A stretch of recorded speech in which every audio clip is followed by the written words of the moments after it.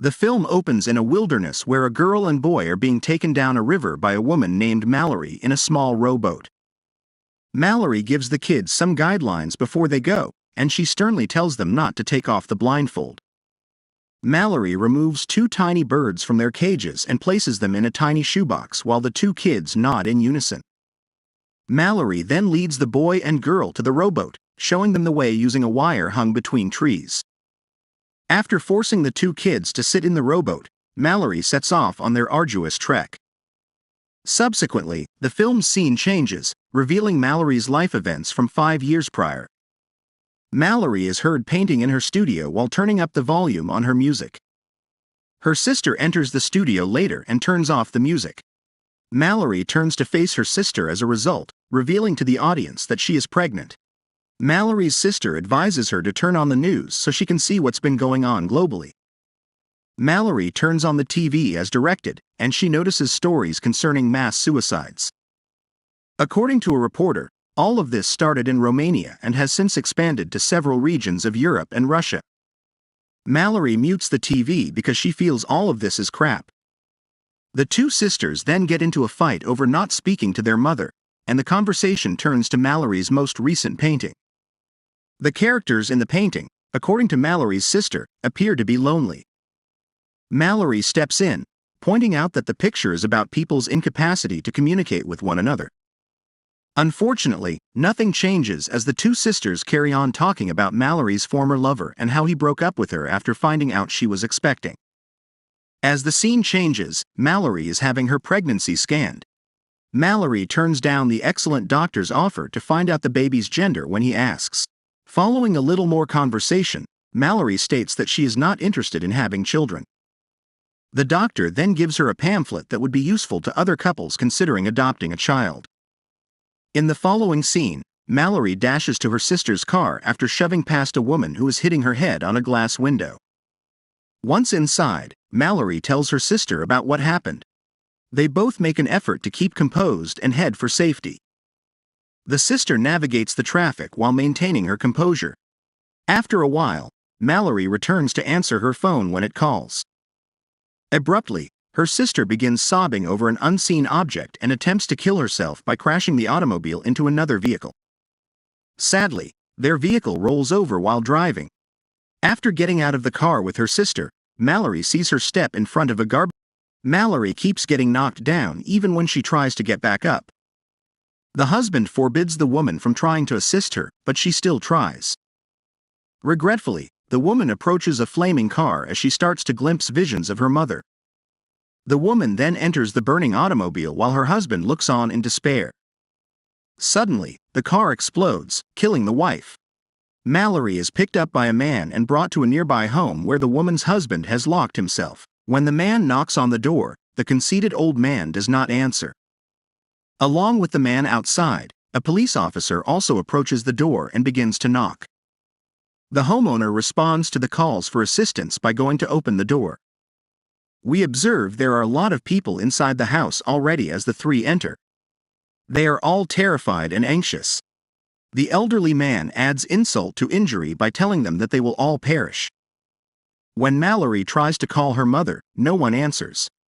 Then, just because her sister is a veterinarian, she remembers her sister when she sees a horse on the news. When the group members begin discussing what they saw, an elderly woman informs them that she saw something and even felt a presence. Then everyone in the house shuts the windows. They then came to the conclusion that witnessing the creature will cause suicides. The director of the film then introduces a character, Charlie, to help us understand what's happening.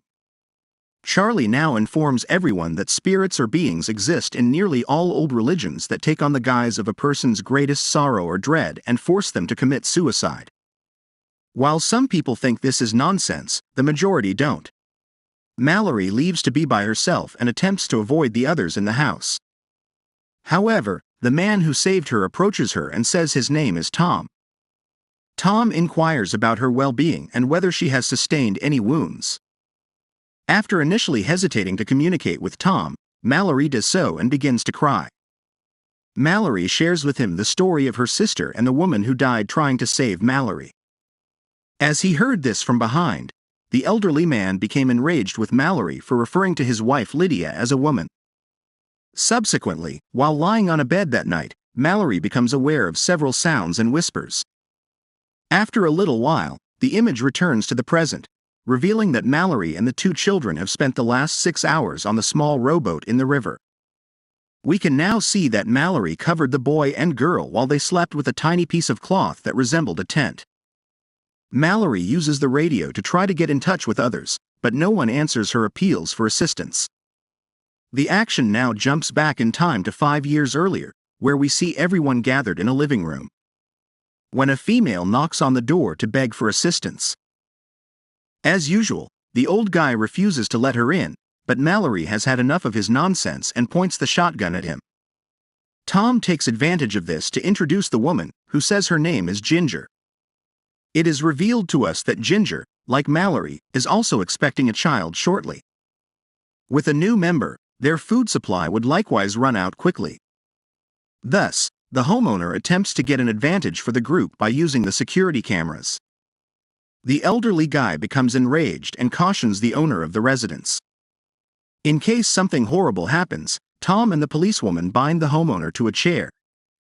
The owner of the house is left strapped to a chair while everyone else departs the room. Later that day, the policewoman walks to the laundry room to stretch. Just then, a man who goes by the name Machine Gun knocks on the door and tries to inject her with his hormone. But for now, she turns down the offer. The director then gives everyone else a tour of the residence while they go about their own business. A short while later, the owner of the house makes a thudding sound, which the old man and the others in the house investigate. As soon as they go in, the homeowner shoves the table aside and trips, shattering his head. Subsequently, that evening, Mallory is observed lounging on her bed, with Ginger joining her. When Ginger asks Mallory if she's comfortable sleeping next to her, Mallory says yes. When Ginger begins inquiring about Mallory's life, Mallory becomes irritated. Mallory then makes her way out of the room and into the dining hall. She heads over to investigate after hearing a rumbling sound there. Mallory approaches a door after following the rumbling noise. When she opens it, she discovers that Machine Gun and the police officer have let go of their hormones. Mallory and Tom laugh at the two young people as they both join in. After that, Mallory tells Tom good night and returns to her bed. When the scene returns to the river in the present, the rowboat has been in the water for about 14 hours. As Mallory is seen paddling the boat down the river, she hears a man's voice suddenly approaching them. Mallory becomes defensive, orders the two children to kneel, and covers them with a cloth. Subsequently, Mallory draws a gun and attempts to aim it at the man's voice. She was unable to accomplish that, though, and an enraged man with a mustache grabbed the revolver out of her grasp. After attempting to take off Mallory's blindfold, he assures her that they will see the true world when they see the creature. After a protracted fight, Mallory succeeds in grasping a machete inside the boat. After that, she cuts the man with it to make him go. Regaining control of the rowboat's oars, Mallory starts to row away from the crazy mustache. Now that the setting has been transported to the past, everyone is talking about the issue of the food shortage in the dining hall. Speaking up, Charlie offers that they go on a supply run to the supermarket where he used to work. Tom gets them all together in a small group and even invites Charlie to go along. Charlie first disagrees with them, but after some convincing from Mallory, he consents to go with them to the grocery store. They use paint to completely blacken an automobile, and they attach old newspapers to the windows. Mallory rides shotgun with Charlie, the elderly guy, and the policewoman in the rear seat while Tom takes the wheel. Tom turns on his GPS and hits the road. They eventually make it to the grocery after running over some dead people, smashing into the curb, and passing an entity. They all enter the house and start to replenish their supplies. After a while, the party hears a knock on the door from the cargo area. Tom opens the door slightly, but Fatty pushes it open, and the birds begin to scream. Charlie drives the man away after giving his life to save everyone. A short while later, there are stabbing noises and blood seeping out from under the door. Everyone exits the grocery store and returns home after losing a further group member. Later on in the evening, Machine Gun and the police officer take the vehicle and flee. Let's go ahead and fast forward 5 years to the current day, where we have spent a full day on the river. The youngster falls into the river as the rowboat strikes an abandoned automobile. Mallory leaves a fishing reel tied back to the boat and heads ashore to get supplies, all the while listening for the sound of a chime. Mallory follows the sound to an abandoned camp, where she finds supplies. Mallory then makes it back to the boat just in time to prevent the girl from wandering too far. Going back in time, Tom informs Mallory that he was a soldier in the past and shares a brief tale with her about how he obtained the chain he is wearing. Then, after a brief interval, Tom and Mallory share a private moment. The following day, against everyone's desires and without anyone's knowledge, Ginger allows in a man by the name of Mad Max. Mad Max informs them of a gang of insane individuals who broke free from a mental hospital and are now compelling others to stare at the creatures. Mad Max was among the casualties, but he was able to get out somehow. The elderly guy, fed up with Mad Max's foolishness, makes him leave the house. However, the quiet elderly woman hits him in the head with a vase, knocking him out. The two expectant women in the house go into labor at the same time as the group ties up the elderly man in the garage. The elderly woman, who is mute, delivers the two infants while the two women are led upstairs to the bedroom. Mad Max takes advantage of the situation by freezing the birds and starting to take off all of the window coverings. The elderly guy is then exposed to the entities as Mad Max knocks out Tom and opens the garage door.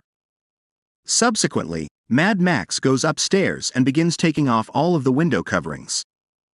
Ginger glances out the window and doesn't turn her head quickly enough. Before Ginger jumps out the window to her death, Mallory is able to remove the baby from her arms. The elderly woman is then forced to gaze outside by Mad Max, and she uses the pair of scissors to stab herself in the neck to end her life. Subsequently, Mad Max utilizes the scissors to stab the elderly man in the chest after shoving him off the stairs.